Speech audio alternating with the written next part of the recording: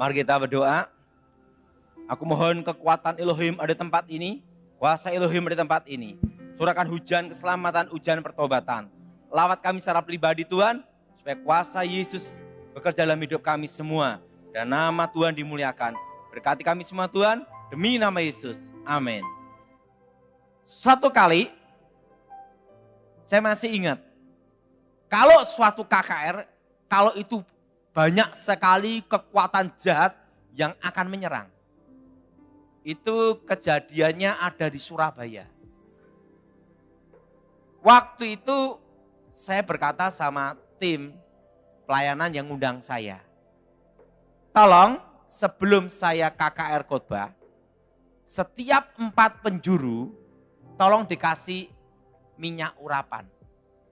Untuk doa minyak urapan. Loh, untuk apa Pak Daud? Nah, karena ada orang yang kadang setuju, kadang tidak.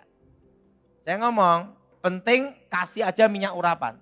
Minyak urapan yang saya doakan dalam nama Yesus, tolong setiap pintu dan 4 penjuru. Nah, lakukan aja. Ya udah, lakukan. Nah, waktu itu dan terutama tempat artakol.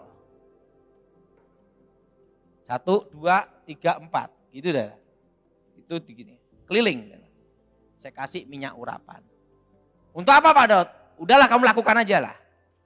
Karena kadang orang ada yang tidak setuju. Saya pokoknya urusan kamu lah, tidak setuju. Pokoknya saya lakukan aja. Udah, benar. Waktu itu sebenarnya pembicaranya itu ada 3 pengkhotbah. Dan saya itu pengkhotbah yang paling muda, paling junior. Di situ juga ada pembicara yang ahli okultisme zaman itu. Pendeta yang ahli di bidang pelepasan okultisme. Waktu itu temanya mantan dukun santet. Nah, di lantai bawah digunakan nuansa supranatural. Dukun-dukun praktek. Di lantai atas kami gunakan KKR pelepasan. Dukun-dukun sama pasiennya nyasar semua masuk lantai KKR. Waktu itu kan pembicaranya tidak di tempat acara, di satu ruangan sendiri. Pendeta senior ngomong sama saya, Daud, kamu kan junior, itu saya baru sekolah kitab itu. Kami ngasih kamu kesempatan. Hari yang pertama Pak Daud yang khotbah duluan. Wah, pemain baru kan ingin nonjol juga, betul enggak? Wah, ini pendeta senior ngasih kesempatan ini. Saya kan enggak tahu. Makanya jangan cari panggung. Ini pengalaman hidup saya. Jangan cari panggung. Wah, kok pendeta ngasih saya panggung? Wah, kamsia kan? Semangat itu. Saya masuk, kaget saya. Dukun-dukun sama pasiennya kumpul semua di KKR. Dan itu dukun berbagai tempat di Indonesia. Baru saya mikir, wah ini berarti saya dikorbankan nih. Iya kan? Waduh. Lah makanya saya pengalaman jangan cari panggung. Waduh, piye iki? Mau mundur enggak bisa, udah diumumkan. Wah, saya berdoa nih. Waduh, kelenger iki. Untungnya waktu itu saya kan karena punya pengalaman tentang minyak urapan, tak kasih tanda-tanda itu. Nah, apa yang terjadi? Saya berdoa.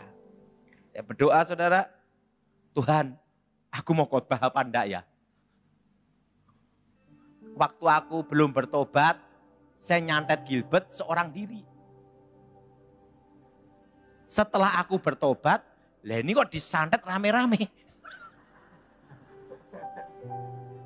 Nah, 2 pendeta di ruangan, haleluya, haleluya. Lah saya yang mau maju, yang mikir.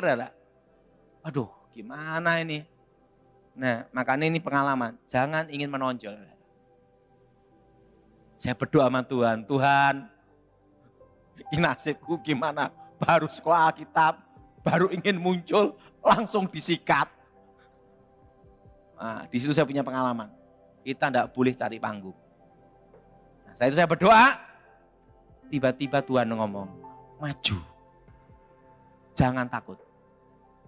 Saya maju, saya ngomong nama saya Daud Tony. Tiba-tiba ada suara. Daud katakan, semua yang punya jimat, kekuatan gaib, suruh mengerahkan semua ilmunya. Wih. Ini suara Tuhan atau bukan ini? Ini kalau bukan suara Tuhan mati kena santet rame-rame dah. Waduh, ini suara Tuhan atau bukan ini? Aduh gimana? Pertama udah terlanjur saya hari pertama. Ini sekarang kok ini ada suara ini. Waduh Tuhan, ini suaramu atau bukan ini? Nah, saya berdoa lagi. Itu saya keringet dingin bener. Saya buka mata. Itu tempat yang saya diolesi minyak urapan itu tiba-tiba keluar cahaya. Titik-titiknya itu. Di situ saya ada kekuatan untuk berjalan. Artinya di situ saya mengerti bahwa itu adalah menjadi wilayahnya Tuhan. Berani maju saya. Maju. Saya maju. Suara itu ngomong lagi. Katakan, dukun-dukun, jimat-jimat, kerahkan ilmu kalian semua. Tetapi tidak boleh menyentuh badan. Jadi perang ilmu benar. Waduh, gimana ini? Suara itu sampai 2 kali. Saya ragu lagi, sampai 3 kali. Katakan, engkau kusertai. Ya udahlah. Saya ngomong sambil pejem mata. Kenapa pejem mata? Artinya pasrah. Saya pejem mata. Semua yang punya jimat-jimat, kerahkan semua. Yang punya ilmu gaib, kerahkan semua. Dan waktu itu saya masih ingat, mimbarnya itu dikasih titik-titik minyak urapan. Jadi keliling gini. Saya buka mata apa enggak ya? Udahlah, saya pejem mata aja. Misalnya saya buka mata, udah ke surga gitu. Maksudnya seperti itu. Saya berdoa ngomong, yang punya jimat kerahkan semua, kuatkan semua. Dalam nama Yesus. Nah, saya rasa ada kayak desingan angin. Beng, beng, kencang sekali. Beng, beng, beng, beng, beng, beng, beng, beng. Saya buka mata. Masih hidup saya. Saya masih ingat. Itu paku-paku, jarum-jarum berterbangan.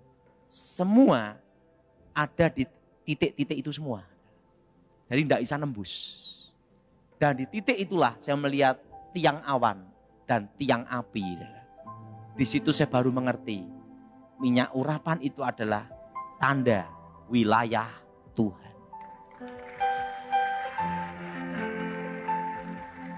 Nah, di situ saya baru mengerti bahwa minyak urapan itu ada gunanya. Jadi tanda milik Tuhan, kedua tanda wilayah Tuhan, wilayah kekuasaan Tuhan.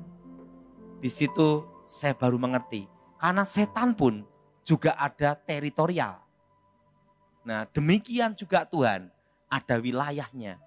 Waktu kita mendoakan itu, setan tidak ada hak ke situ, karena itu wilayah kekuasaan Tuhan. Nah makanya sering kejadian, kadang orang bakar pusaka, jimat dihancurkan, keluarga tidak boleh. Ribut pasti. Tetapi yang kita layani minta, Pak nanti kalau rumah ini diserang setan gimana? Waktu itu saya baru ingat, ada cara untuk mengunci kekuatan pusaka itu supaya tidak berfungsi di wilayah itu. Yaitu apa? Misalnya tempat penyimpanan pusaka di lemari. Maka lemari itu diolesi minyak dalam nama Yesus. Setelah itu, kamar itu 4 penjuru dikasih minyak.